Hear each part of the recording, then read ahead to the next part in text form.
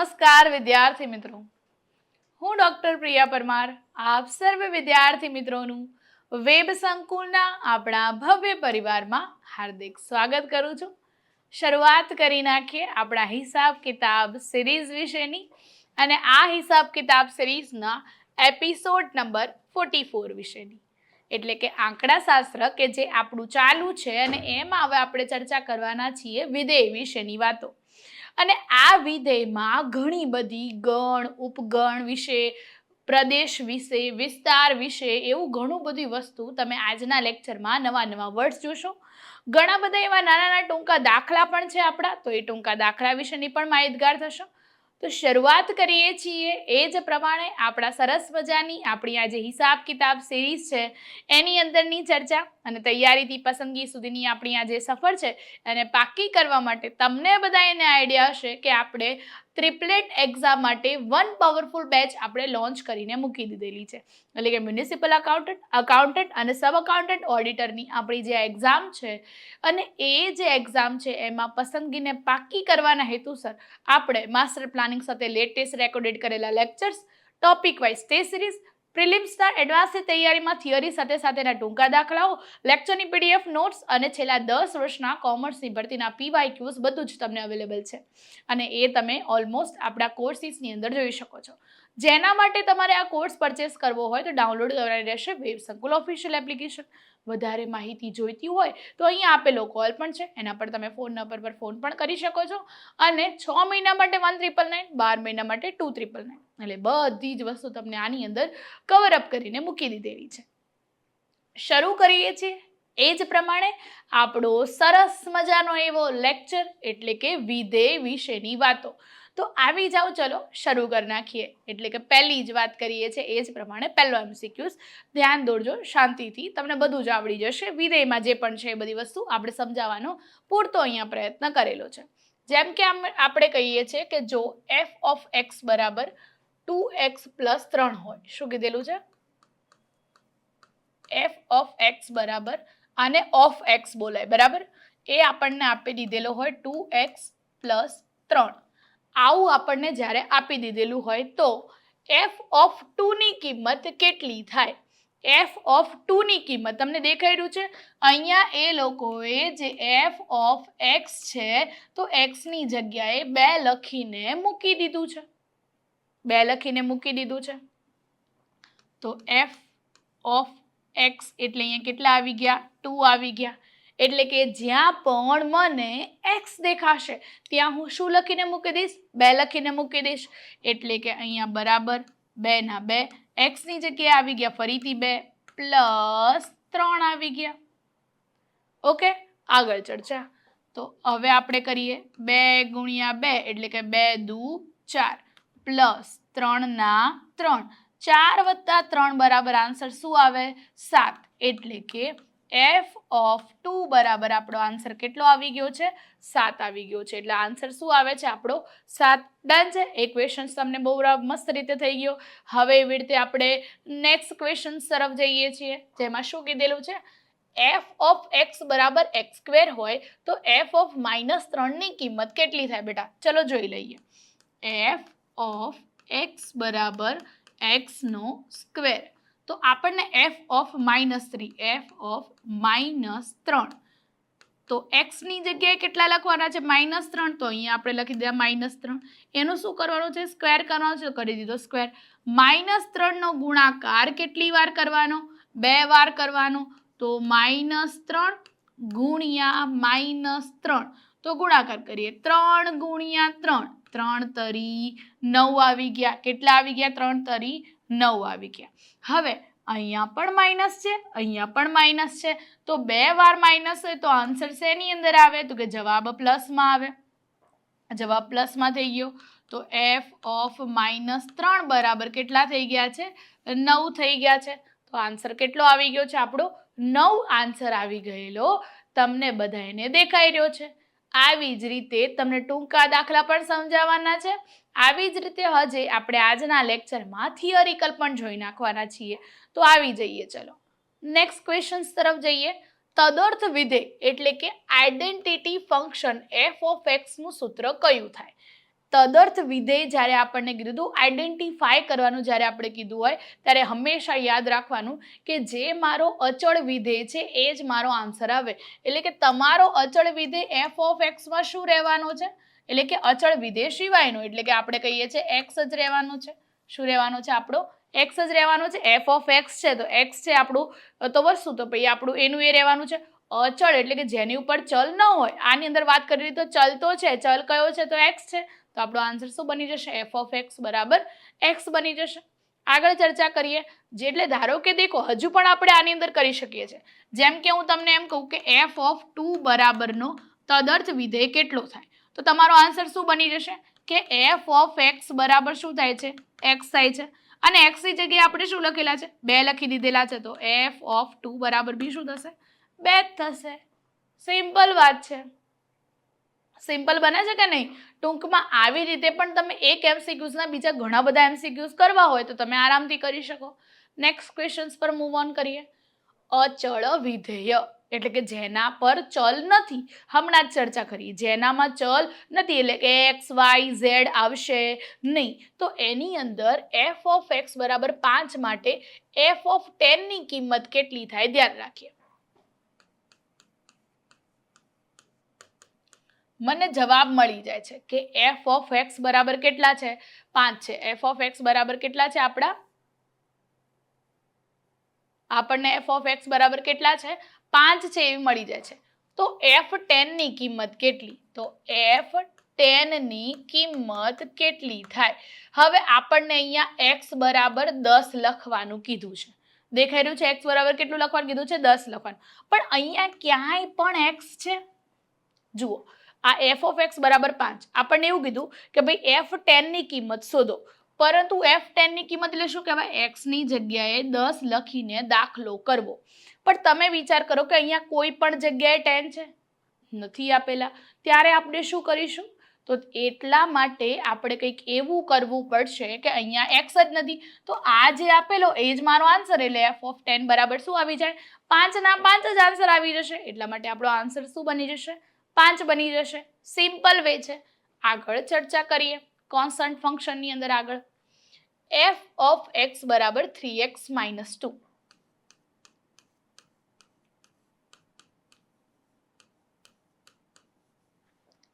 અને F of x બરાબર 7. તો એક્સ ની કિંમત જે કહીએ છીએ એ શું થાય?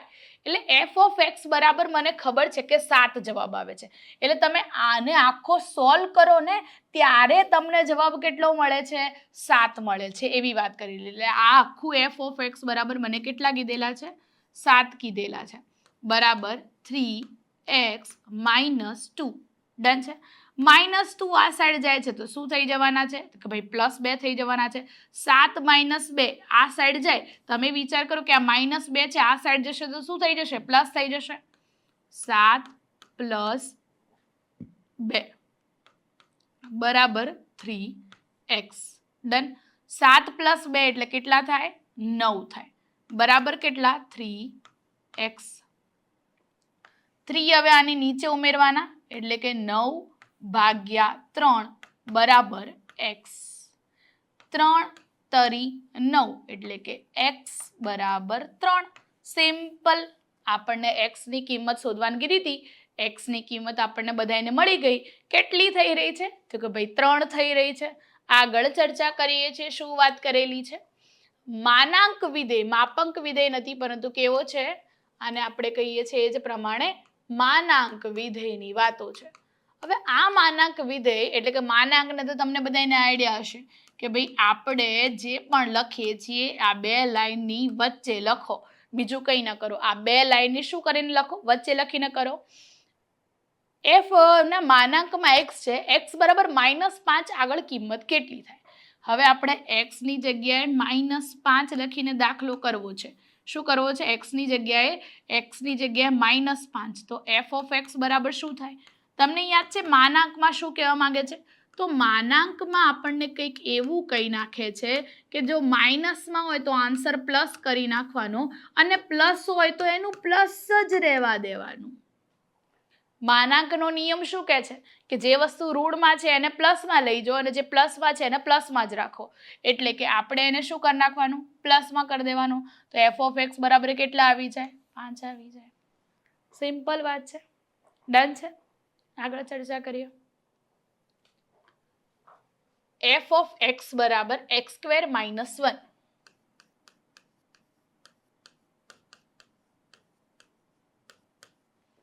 એફ ઓફ એક્સ બરાબર એક્સ સ્ક્વેર માઇનસ 1. તો એફ ઓફ 1 ની કિંમત કેટલી થાય?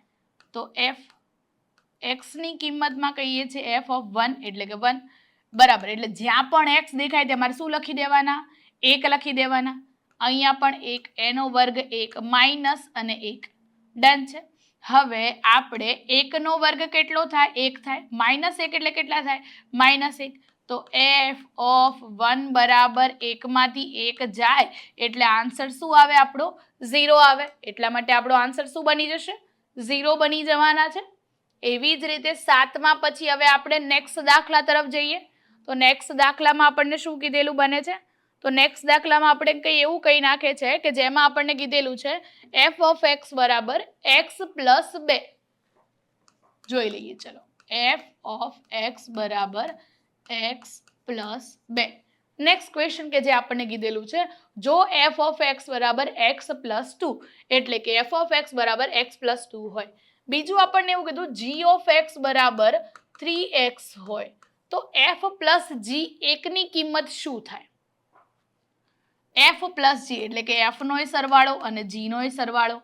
એટલે કે એવું કહી શકાય એક્સ પ્લસ 2 પ્લસ 3x. એવું કહી શકાય કે ન કહી શકાય? બંનેનો સરવાળો કરવાનો છે. એક કિંમત મૂકવાનું કીધું છે તો બંનેને એક કિંમત, જ્યાં પણ એક્સ દેખાય ત્યાં એક કિંમત. અહીંયા કંઈ નથી. ડન છે. અહીંયા એક્સ હતો 1 લખી દો. અહીંયા 2 ના 2 રાખ્યા. પ્લસ 3 ના પ્લસ 3. એક્સ દેખાય છે 1 લખી દઈએ. તો 2 વત્તા 1 એટલે કે 3. 3 વત્તા 3 એટલે કે 6. તો આન્સર આપણો શું બનશે? તો કે આન્સર આપણો બનશે એ પ્રમાણે 6. સિમ્પલ ક્વેશ્ચન છે. બંનેનો એફ પ્લસ જી બંનેનો સરવાળો કરો અને આન્સર લાવો. બંનેનો સરવાળો કરી દીધો એટલા માટે 7 બની ગયા, 6 બની ગયા. આગળ ચર્ચા કરીએ. વ્યાપ્ત વિધેયમાં સહપ્રદેશ અને વિસ્તાર કેવા હોય છે? વ્યાપ્ત વિધેય એટલે કે વધારે પડતા એવું કહી શકાય એક સરખા નહીં હોય પરંતુ અલગ અલગ જગ્યાએ પર પથરાયેલા હશે તો એનો સહપ્રદેશ અને વિસ્તાર કેવા હશે? હંમેશા સરખા હશે. અલગ અલગ ક્ષેત્રો મુજબ એ લોકો જોડાયેલા હોય, અલગ અલગ ક્ષેત્રો સુધી વ્યાપેલા હોય એટલા માટે એનો સહપ્રદેશ અને એનો વિસ્તાર બંને કેવા રહેતા હોય છે? સરખા રહેતા હોય છે. આગળ ચર્ચા. એફ ઓફ એક્સ બરાબર 2x તો તે કેવું વિધેય છે? તમે વિચાર કરો. શું એ અચળ વિધેય છે? શું એ રેખીય વિધેય છે? અરે શું એ રેખીય વિધેય છે? શું એ શૂન્ય વિધેય છે? શું એ ઘાતાંકીય વિધેય છે? તો તમને સમજાઈએ કે એ પ્રમાણે અચળ વિધેય. અચળમાં x, y એવું બધું ન હોવું જોઈએ પરંતુ આમાં તો છે એટલે આ તો આન્સર નહીં જ બને. રેખીય વિધેય બની શકે. શૂન્ય વિધેયની અંદર તો 0 હોવો જોઈએ પરંતુ અહીંયા ક્યાંય પણ મને શૂન્ય દેખાતું નથી. અને ઘાતાંકીય વિધેયમાં પણ ઉપર 2, 3, 4, 5 ઘાત હોવી જોઈએ પરંતુ આમાં તો છે જ નહીં. એટલા માટે આન્સર શું આવી જશે આપણો? રેખીય વિધેય આન્સર આવી જશે. શું આન્સર આવશે આપણો? રેખીય વિધેય. ઓકે, આગળ ચર્ચા કરીએ. એફ ઓફ એક્સ બરાબર એક્સ નો ઘન હોય. ચલો જોઈ લઈએ.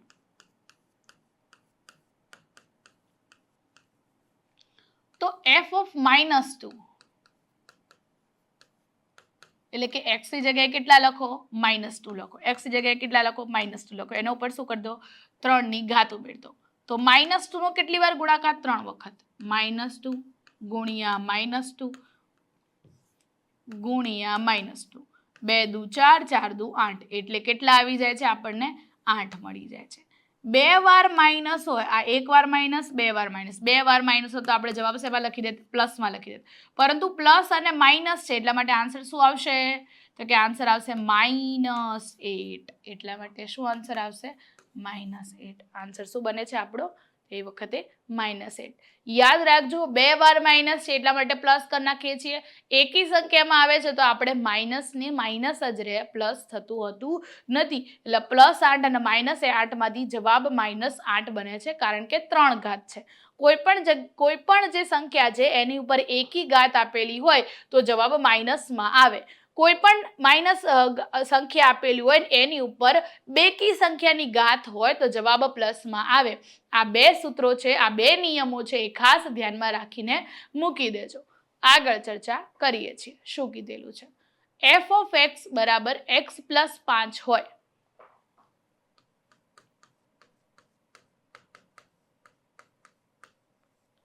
તો f of x બરાબર 0 માટે x ની કિંમત શું થાય? x ની કિંમત શું થાય? તો f of x બરાબર મારે આખું શું લખી દેવાનું છે? 0 લખીને મૂકી દેવાના છે. અહીંયા તો x + 5 તો એમના એમ જ રહેવા દેવાના છે. હવે મારે x બરાબર x ની કિંમત શોધવાનું કીધું છે એટલે મારે x બરાબર શોધવાના. +5 આ સાઈડ જાય તો -5 થઈ જાય, તો x બરાબર -5. સિમ્પલ. +5 આ સાઈડ જાય -5 થઈ જાય. આન્સર આવી ગયા -5. ડન છે? આગળ ચર્ચા કરીએ. વિધેય f એ b સુધી જતું હોય છે તો એના માટે પ્રદેશના દરેક ઘટકને સપ્રદેશમાં અનન્ય પ્રતિબિંબ હોય તો તેને શું કહેવાય? સંબંધ કહેવાય, વિધેય કહેવાય, વ્યાપ્ત વિધેય કહેવાય કે એકક વિધેય કહેવાય? તો આપણે a b તરફ જાય છે એ પ્રમાણે દરેક ઘટકને વિધેય નામ આપેલું છે કે જે આ ચેપ્ટરનું નામ છે. ડન છે? તો એને આપણે શું કહી નાખીએ છીએ? એ b તરફ જતી રેખા છે એટલા માટે આપણે એને શું કહી નાખીએ છીએ? વિધેય કહી નાખતા હોઈએ છીએ. આગળ ચર્ચા. f of x બરાબર x² નો પ્રદેશ r એટલે કે વાસ્તવિક સંખ્યાઓ હોય તો તેનો વિસ્તાર શું થાય? હવે વાસ્તવિક સંખ્યાઓ તો તમને બધાને ખબર છે કે અનંત લેવલે કામ કરે છે, એટલે કે ઇન્ફિનિટિવ લેવલે કામ કરે છે. એટલે કેવા પ્રકારની હશે? કે અનઋણ વાસ્તવિક સંખ્યાઓ. તેનો વિસ્તાર થશે ઇન્ફિનિટી લેવલે થશે, એટલે કે અનઋણ વાસ્તવિક સંખ્યાઓ થવાનો છે. આગળ ચર્ચા કરીએ છીએ. જો વિધેયનો વિસ્તાર અને સપ્રદેશ, જે એનો વિસ્તાર છે એ અને એનો સપ્રદેશ છે એ, બરાબર, ગણ ઉપગણ વાળી વાતો, તો તે વિધેયને કેવું વિધેય કહેવાય? તમે બધાએ કોમેન્ટ કરતા રહેજો, તમે બધાએ આન્સર આપતા રહેજો કે ભાઈ એકક વિધેય, વ્યાપ્ત વિધેય, અચળ વિધેય, એકમ વિધેય. આન્સર શું આવશે? એકક વિધેય આવે, વ્યાપ્ત વિધેય આવે, અચળ વિધેય આવે કે એકમ વિધેય આવે? દેખાવ પરથી ખબર પડે કે વિસ્તાર અને સપ્રદેશ બંને સમાન છે. બંને સમાન હોય તો શું આવે આન્સર? વ્યાપ્ત વિધેય જ આવતો હોય છે, કારણ કે બંને સપ્રદેશ ગણો કે વિસ્તાર ગણો, બંને કેવું છે? એક સમાન ધોરણે કાર્ય કરે છે એટલા માટે. આગળ કરીએ છીએ. શું વાત કરેલી છે? તદેવ વિધેય એટલે કે આઈડેન્ટિટી ફંક્શનમાં f of x બરાબર શું થાય? તો બધાને આઈડિયા છે એ પ્રમાણે હમણાં જ કીધું હતું, તદર્થ વિધેય, તદેવ વિધેય. તો આન્સર શું આવી જતો હોય છે? x. f of x બરાબર જે પણ મારી કિંમત હોય એ જ મારો આન્સર આવે, એટલે કે x બરાબર જે પણ મૂક્યું છે એ મારો આન્સર આવી જશે. તો f of x બરાબર શું થતું હોય છે? x થતું હોય છે. અચળ વિધેય કે જેમાં કોઈ પણ પ્રકારનો ચળ છે નહીં, x y કશું જ નથી, ત્યારે f of x બરાબર c નો વિસ્તાર શું થાય? અચળ વિધેય છે f of x બરાબર c. બરાબર, c એ તમને બધાને આઈડિયા આવી ગયો છે. તો કે અચળ વિધેય c નો વિસ્તાર શું થતો હોય છે? તો અચળ વિધેય c નો વિસ્તાર c જ થાય, કારણ કે સપ્રદેશ અને વિસ્તાર બંને કેવા રહેવાના છે? સમાન રહેવાના છે. અરે સમાન રે તદેવ વિધેયમાં, પરંતુ અચળ છે, કોઈ પણ પ્રકારની x y ની ગણતરી જ નથી. તો આ મારો જે આન્સર હશે એ જ આન્સર મારો c નો c બની જશે. બરાબર, સિમ્પલ વાત છે, હમણાં જ કીધું તું એ પ્રમાણે. આગળ ચર્ચા. માનાંક વિધેયમાં f of x બરાબર -f-5 હોય તો આન્સર -5 અને વધી જશે, એટલે એ પ્રમાણે માઇનસના પ્લસ થઈ જશે, એટલે +5 થઈ જશે. આગળ f of x બરાબર 2x + 3 હોય તો f of 2 ની કિંમત શું થવાની છે? તો આપણે કહીએ છીએ 2 દુ 4 + 3 એટલે કે 7 થઈ જવાની છે. આગળ જો વિધેય f of x બરાબર -x હોય, વિધેય કીધેલું છે માઇનસમાં હોય છે, -x હશે તો તે કેવું વિધેય છે? -x હોય તો એ કેવું વિધેય હોય? એ યુગ્મ વિધેય હોય, અયુગ્મ વિધેય હોય, અચળ વિધેય હોય તો એક પણ નહીં હોય. યુગ્મ એટલે તમને બધાને આઈડિયા આવી ગયો હશે કે એકી વિધેય કહેવાય.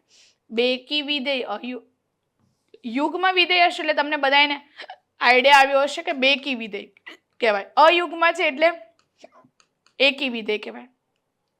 અચળ વિધેય એટલે કે જેમાં x ની કેવી કોઈ ગણતરી નથી અને એક પણ નહીં. -x છે, માઇનસ પરથી જ આપણને ખબર પડે છે કે આ કેવું બનવાનું છે?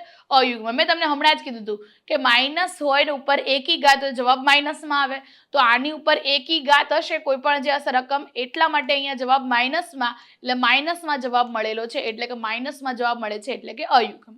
હવે તમને બધાને આઈડિયા આપું બીજો કે f ઓફ x બરાબર જો x જ હોય તો શું કહેવાય?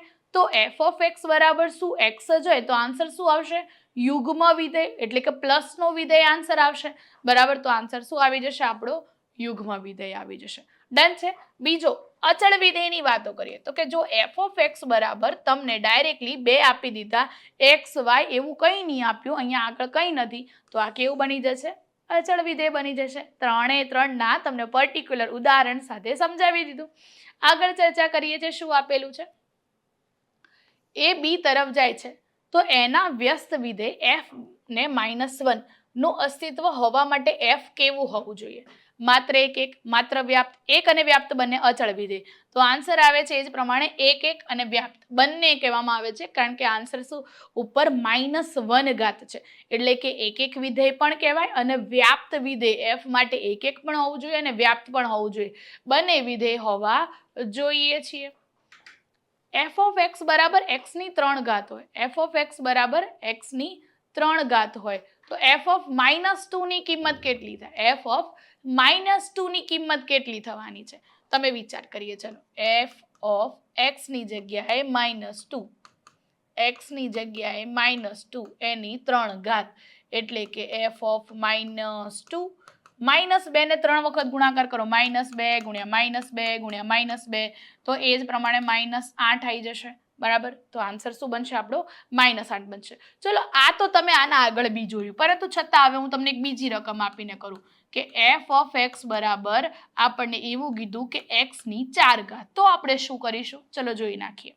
અને એમાં આપણને આપી દીધું -2, તો ચલો -2 ને લઈ લઈએ. ડન છે. એમાં x ની જગ્યાએ -2, એટલે કે અહીંયા -2 મૂકી દીધા. 4 ના 4 અહીંયા પણ આવી ગયા.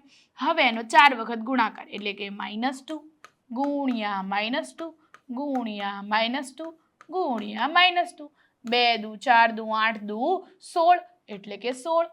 શું માઇનસમાં આવે? નહીં, પરંતુ શેમાં આવી જશે? પ્લસમાં આવી જશે. કેમ? કારણ કે બાદબાકી હોય અને એની ઉપર જે પણ વસ્તુ કીધેલું છે બેકી સંખ્યા હોય તો જવાબ શેમાં આવી જતો હોય છે? તો જવાબ પ્લસમાં આવી જતો હોય છે, અને પ્લસમાં આવે છે એટલા માટે આપણે શું કરવું પડશે? આપણે પ્લસમાં 16 લાવવા પડશે. આગળ ચર્ચા. 24મા નંબરનો વિધાન 1. દરેક વિધેય એ એક જ સંબંધ છે એવું માનવામાં આવે છે કે દરેક વિધેય છે ને એ એક જ સંબંધ છે. બીજું એવું છે, દરેક સંબંધ એ એક વિધેય છે.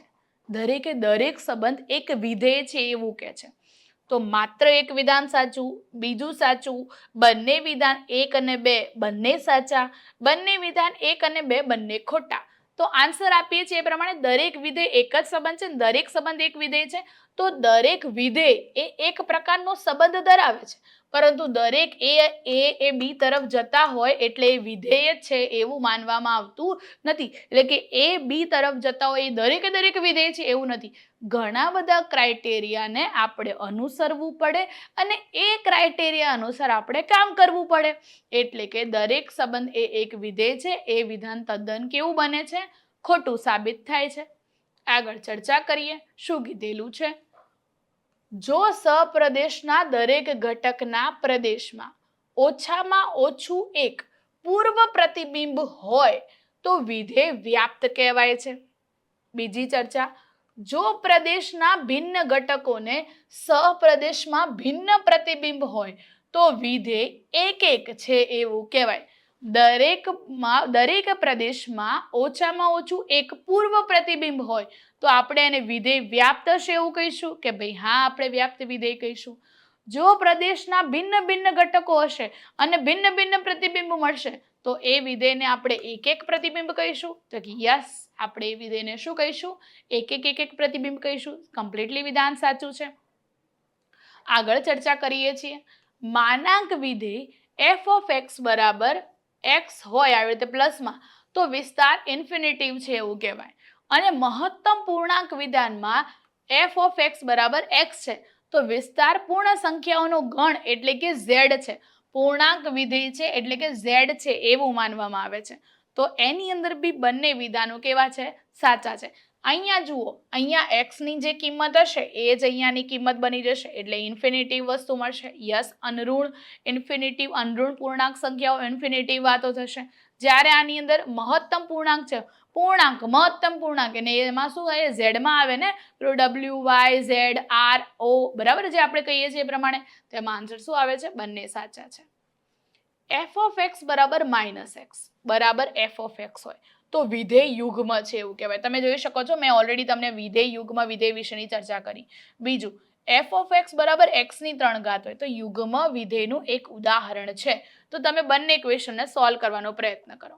કે પહેલા તો આ માઇનસ એક્સ છે, આન્સર મળે છે મને પ્લસ એક્સ માં, તો પ્લસ એક્સ આન્સર આવે એટલે કે યુગ્મ કહેવાય. અહીંયા જો માઇનસ એક્સ હોત તો એને શું કહીએ હતા આપણે? અયુગ્મ વિધેય કહેતા. એના પછી x ની 3 ઘાત છે. કેટલી ઘાત છે? x ની 3 ઘાત છે તો એને તો ઘાતાંકીય વિધેય કહેવાય ને. એને શું કહેવાશે આપણે? ઘાતાંકીય વિધેય કહેવાશે. યુગ્મ વિધેય તો કહેવાશે જ નહીં. યુગ્મ તો આન્સર માત્ર ને માત્ર ખાલી પ્લસમાં આવે છે એ કહેવાય. આમાં તો x ની 3 ઘાત છે, ઘાતાંકીય વિધેયનું ઉદાહરણ છે એટલા માટે બીજું વિધાન ખોટું છે. માત્ર ને માત્ર પહેલું વિધાન સાચું છે. આગળ ચર્ચા કરીએ શું કીધેલું છે. વિધાન 1, વિધેય f નું વ્યસ્ત વિધેય એટલે કે f-1 મેળવવા માટે વિધેય f એક અને વ્યાપ્ત હોવું અનિવાર્ય છે. એક એવી વાત કરેલી છે.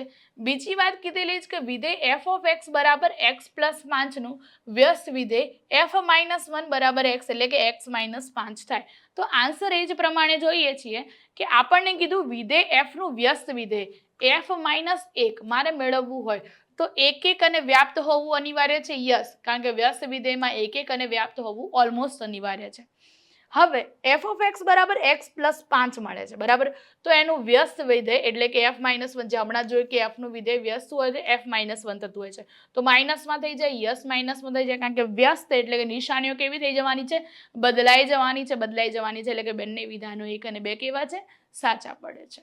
નેક્સ્ટ ક્વેશ્ચન પર મૂવ ઓન કરીએ કે વિધેય f a/b માટે નીચેના વિધાનોને ધ્યાનમાં લો. જેમાં આપણને શું કીધેલું છે જોઈએ. કે જેમાં આપણને એવું કીધું કે પ્રદેશ A નો દરેક ઘટક સહપ્રદેશ B ના કોઈને કોઈ ઘટક સાથે સંકળાયેલો હોવો જોઈએ. પ્રદેશ A નો કોઈ ઘટક સહપ્રદેશ B ના એકથી વધુ ઘટકો સાથે સંકળાયેલો હોઈ શકે છે.